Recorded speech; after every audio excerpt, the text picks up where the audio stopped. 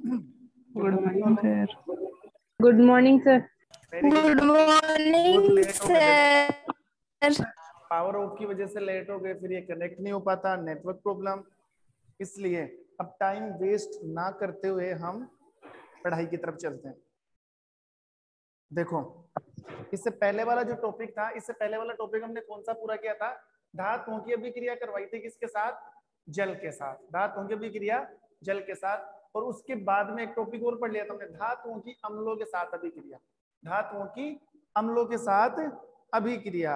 अब ये लास्ट वाला पॉइंट है और इसके अंदर आपको देखना है धातुओं की अभिक्रिया पढ़नी है किसके साथ? धातु और अधातु की अभिक्रिया। धातु और अधातु की अभिक्रिया, ठीक है। देखो एक बार, धातु और अधातु की अभिक्रिया। लेकिन ये टॉपिक पढ़ने से पहले हमें छोटी सी चीज देखनी पड़ेगी, और छोटी सी चीज ये है कि जब हमने धातु की अभिक्रिया किससे करवाई थी? धातु की अभिक्रिया करवाई थी अम्ल के साथ। तो मैंने बताया था कि सभी धातुएं HCl अम्ल के साथ अभिक्रिया कर सकती है और हाइड्रोजन गैस देगी इपॉक्साइड के साथ। लेकिन सभी धातुएं नाइट्रिक अम्ल यानी कि HNO3 के साथ क्रिया नहीं कर सकती। केवल कुछ धातु जैसे मैग्नीशियम और Mn, मैग्नीज, ये धातु ही ऐसी है जो HNO3 के साथ रिएक्शन कर सकती है। तो उसी से रिलेटेड एक क्वेश्चन है, बहुत इंपॉर्टेंट क्वेश्चन है, हर बार एग्जाम में आता है, हर बार एग्जाम में पूछा जाता है, स्कूल में पूछा जाता है, और बहुत ऐसे समझ लो बहुत काम की चीज है वो, बहुत अच्छा क्वेश्चन है वो। और क्वेश्चन ये है, क्वेश्चन का जो टाइटल है, जो हेडिंग है, वो है अम्लराज, और अंग्रेजी में बोला जाता है aqua regia. Amalraj, aqua regia. हालांकि ये टॉपिक मैं तुम्हें कब करवाता? ये टॉपिक करवाता जब हम अम्ल और क्षारों के गुणधर्म पढ़ते, लेकिन हमने अम्ल और क्षारों के गुणधर्म पढ़े ही नहीं, क्योंकि आपके सिलेबस में ही नहीं है। तो ये अम्ल और क्षारों के गुणधर्म वाला टॉपिक है, उपयोग, सॉरी गुणधर्म वाला नहीं, उपयोग वाला टॉपिक है। तो अम्लराज क्या है? कई बार क्वेश्चन पूछा जाता है एग्जाम के अंदर कि अम्लराज किसे कहते हैं और अम्लराज का उपयोग बताइए।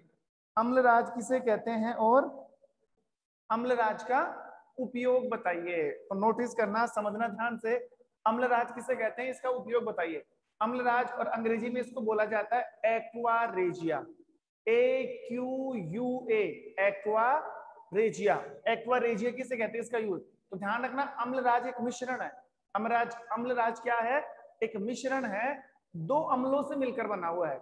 अम्लराज एक मिश्रण है, दो अम्लों से मिलकर बना है। दो कौन से? एक तो HCl, एक HNO3। एक HCl और एक HNO3। HCl प्लस HNO3 दोनों से मिलकर बना है कौन? अम्लराज। तो आपको यही जवाब देना है कि सर अम्लराज तो एक प्रकार का मिश्रण है जो किससे मिलकर बना हुआ है? ये HCl और, लेकिन यहां पर थोड़ा सा ध्यान दोगे, HCl और HNO3 की कितनी मात्रा मिलाई जाती है? तो ये नोटिस करोगे आप, 3:1 में, 3:1 के अंदर, 3:1, 3:1।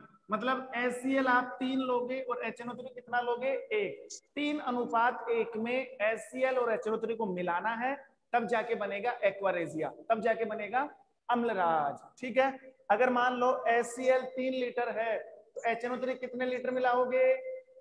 1 लीटर। मान लो 1 लीटर। HCl मान लो 30 लीटर है, 30 लीटर, तो फिर HNO3 कितना होगा? 10 10 लीटर। लीटर। शाबाश। ये 300 लीटर तो ये 100 लीटर, ये 3000 तो ये 1000 लीटर। 1000। सॉरी, 3:1 में मिलाओगे आप HCl और HNO3 को। ये रेशियो उल्टा मत कर देना, कई बार एग्जाम में उल्टा लिख के आते हैं, HNO3 को तो 3 बता रहे हैं और HCl को 1 ही बता रहे हैं। तो इसको कैसे याद रखोगे? HCl ज्यादा प्रबल है किसकी तुलना में? HNO3 की तुलना में। तो एक प्रबल है कि 3 प्रबल है? 3 चीज ज्यादा होती है कि एक चीज ज्यादा होती है? 3 ज्यादा प्रबल है। कैसे याद रख लेना, तो HCl और HNO3 को, HCl और HNO3 को मिलाया जाता है 3:1 में, तब जाके एक मिश्रण तैयार होता है और उस मिश्रण को बोला जाता है अम्लराज। क्या बोला जाता है? अम्लराज। अब इसका उपयोग, अम्लराज। इसका उपयोग कहां पर होता है? ध्यान देना, इसका उपयोग कहां पर होता है? सोने जैसी धातुओं को गलाने के लिए। सोने जैसी कठोर धातुओं को गलाने में। सोने जैसी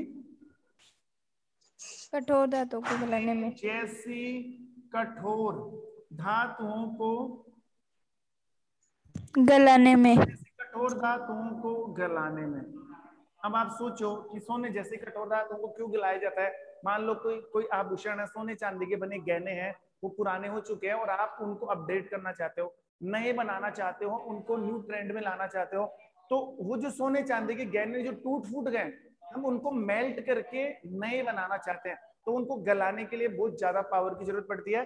तो उनको गलाने के लिए आप किसका इस्तेमाल करोगे? अम्लराज का। किसका इस्तेमाल? अम्लराज। तो एक अम्लराज। छोटा सा क्वेश्चन था। अब आ जाओ अपने पॉइंट के ऊपर, और पॉइंट है धातु और अधातु की अभिक्रिया। वेरी वेरी इंपॉर्टेंट पॉइंट, और इससे आपका जनरल साइंस भी बहुत अच्छा तैयार हो जाएगा, बेसिक का टॉपिक भी हो जाएगा, सिलेबस का टॉपिक भी हो जाएगा। बहुत सारी चीजें छुपी हुई है इस पॉइंट के अंदर। धातु और अधातु की अभिक्रिया, धातु और अधातु की अभिक्रिया। अब ध्यान देना, अगर मैं बात करूं, मान लो कोई भी रासायनिक सूत्र हो, कोई भी रासायनिक सूत्र की बात करो, या कोई भी रासायनिक यौगिक की बात करो, कोई भी यौगिक तुम्हारे सामने है ना, जैसे HCl है, HNO3 है, सॉरी ये तो अम्ल है, कोई भी यौगिक ले लो, NaCl, AlCl3, Na2SO4, आपको जो भी यौगिक नजर आएगा ना, जो भी यौगिक नजर आएगा, ध्यान रखना हर यौगिक धन आयन और ऋण आयन से मिलकर बना होता है। हर यौगिक धन आयन और ऋण आयन से मिलकर बना होता है, और वो धन आयन और ऋण आयन मिलाकर एक यौगिक का निर्माण कर देते हैं, और उस धन आयन में एक धातु होती है, ऋण आयन में एक अधातु होती है। जैसे मैं एग्जांपल लेता हूँ 2-4, ऐसे समझ में नहीं आएगा। सर आपकी आवाज क्लियर नहीं आ रही। सर आपकी आवाज के लिए क्या? जोर से बोलो बेटा, आवाज ही नहीं आ रही आपकी, बोलो कुछ सर आवाज नहीं आ रही। अच्छा, सभी को नहीं आ रही क्या आवाज? अनीशा, शिल्पा, आवाज आ रही है आपको? Yes sir. आवाज नहीं आ रही ना, एक बार मीटिंग से डिस्कनेक्ट होकर वापस ऐड करो। चलो, और अब है ना, आवाज को म्यूट कर लो, डिस्टर्ब मत करो, क्योंकि ये टॉपिक पूरा करूंगा मैं आज। मुझे नहीं पता, तुम्हारी संस्कृत की क्लास रह जाएगी फिर, इसलिए पढ़ो एक बार। ध्यान देना, एक एग्जांपल ले लिया मैंने NaCl, दूसरा एग्जांपल ले लिया मैंने AlCl3, तीसरा एग्जांपल ले लिया CuO, चौथा एग्जांपल ले लिया MgO, एक एग्जांपल ले लिया Fe2O3। बताओ, ये सब यौगिक है। आप बोल सकते हो सर ये सब रासायनिक यौगिक है, ये सब रासायनिक सूत्र है जो आप 9th क्लास में बनाना सीख के आए हो। कैसे बनाते? एक तरफ बाया, एक तरफ दाया, उनके नीचे संयोजक था, फिर हमने उसको क्रॉस मल्टीप्लाई किया था। तो ये सब रासायनिक सूत्र है, और इन सभी रासायनिक सूत्रों का निर्माण किससे हुआ है? धातु और अधातु से। आपको पूरी दुनिया में कोई भी रासायनिक सूत्र मिलेगा ना, कोई भी रासायनिक यौगिक, तो समझ लेना उस रासायनिक सूत्र, उस रासायनिक यौगिक में एक धातु है तो दूसरी अधातु है, एक धातु है तो दूसरी अधातु है। इन सभी सूत्रों में मैं भी बता दूंगा कौन सी धातु है, कौन सी अधातु है। ये भी रासायनिक सूत्र, ये भी रासायनिक सूत्र, ये भी रासायनिक सूत्र। अब नोटिस करना, नोटिस वाली बात ये है कि Na, कोई भी रासायनिक सूत्र आपके सामने है, उसमें बाईं तरफ, उसमें बाईं तरफ इधर वाली, ये जो दिख रहे हैं ना, ये बाईं तरफ जो भी चीज आती है ना, वो धातु होती है। नोटिस कर लो, डाल लो अपने दिमाग में, बाईं तरफ जो भी तत्व लिखा हुआ ना, बाईं तरफ जो भी तत्व है, वो तत्व कौन सा है? धातु है। और धातु पर कौन सा चार्ज आता है? धातु पर चार्ज आता है, बोलो, प्लस की माइनस? प्लस। धातु पर कौन सा चार्ज? प्लस। प्लस। और अधातु पर? अधातु पर minus charge. Minus charge. Minus charge. देखो, सोडियम धातु है, एल्यूमिनियम धातु है, कॉपर धातु है, मैग्नीशियम धातु है, यहाँ पर Fe है, Fe है लोहा, आयरन, ये भी धातु है। क्लोरीन अधातु, क्लोरीन अधातु, ऑक्सीजन अधातु, ऑक्सीजन अधातु, ऑक्सीजन अधातु। तो ये प्लस का, ये माइनस का, ये प्लस का, ये माइनस का, ये प्लस का, ये माइनस का, ये प्लस का, ये माइनस का, ये प्लस का, ये माइनस का।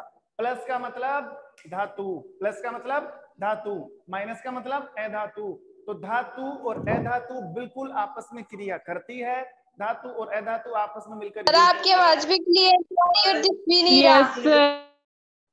आवाज भी नहीं आ रही और क्या आ रही है?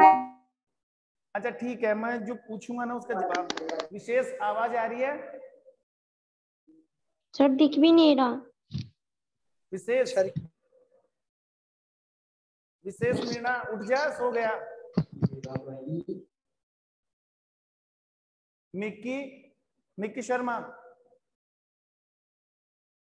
कहाँ गए सारे? त्रिलोक आपके पास आवाज आ रही है?